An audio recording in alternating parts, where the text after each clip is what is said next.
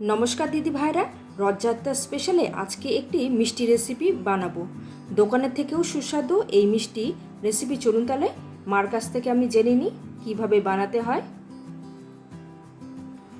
মা আচ্ছা কি হবে দেখি আম দিয়ে কি বানানো যায়।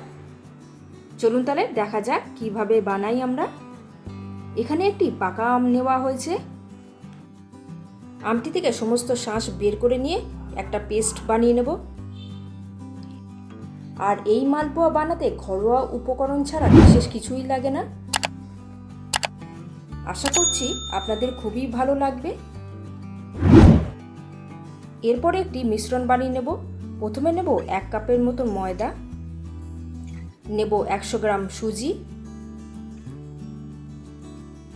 দেব হচ্ছে 1 ছোট চামচের মতো বেকিং পাউডার, 1 ছোট চামচের মতো হচ্ছে মৌরি, আর 1 চিমটে নুন, আর 2 বড় চামচের মতো চিনি।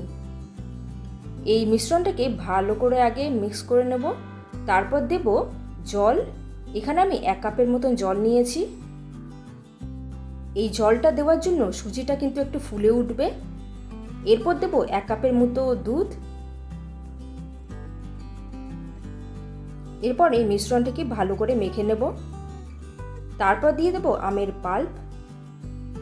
এখানে আমি গন্ধের জন্য কোনো ম্যাঙ্গো এসেন্স ব্যবহার করিনি, আপনারা চাইলে ম্যাঙ্গো এসেন্স ব্যবহার করতে পারেন। আর দেখুন কত সুন্দর একটা ব্রাইট একটা রং এসেছে।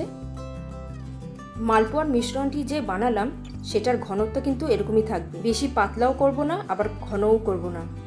চলুন তাহলে মালপোয়াগুলো ভেজে নেওয়া যাক। এখানে আমি তেল নিয়েছি হচ্ছে 200 গ্রামের মতন। এখানে একটা ছোট টিপস, অনেকের কিন্তু মালপোয়া গোল হতে চায় না, তাই ডাবু হাতায় মিশ্রণটি নিয়ে তেলের মধ্যে একেবারে দিয়ে দেবেন। বারবার একটু একটু করে দেবেন না, তাহলে কিন্তু মালপোয়া একেবারেই গোল হবে না।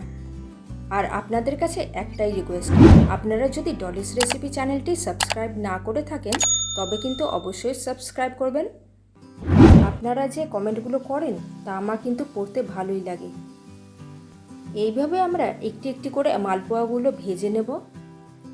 আর দেখুন প্রত্যেকটা মালপোয়া কিন্তু সমানভাবে গোল হয়েছে, একটুও কিন্তু এঁকে বেঁকে যায়নি। আপনারা কিন্তু ঘরোয়া কোনো পুজোর অনুষ্ঠানে এই মালপোয়ার রেসিপিটা বানাতে পারেন। বিশেষ করে জন্মাষ্টমী আসছে, সেই সময় যদি আপনারা গোপাল ভোগের জন্য এই মালপোয়া বানিয়ে দিতে পারেন তাহলে কিন্তু খুবই ভালো হবে। এরপর মালপোয়ার জন্য বানিয়ে নেব শিরা। এখানে 1.5 কাপের মতন জল নেওয়া হয়েছে।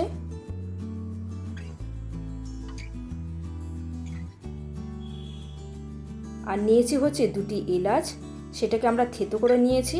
আর নেব হচ্ছে 100 গ্রামের মতন চিনি। এই চিনির শিরা ঘন হয়ে আসলেই মালপোয়ার মধ্যে দিয়ে দেব। আর আমাদের রান্না কিন্তু একেবারে শেষের পথে। আর মালপোয়াগুলো আপনারা ফ্রিজের মধ্যে রেখে দিয়ে 3-4 দিন ধরে খেতে পারেন, তার টেস্ট কিন্তু একেবারেই কম হবে না। দেখুন কত সুন্দর লাগছে।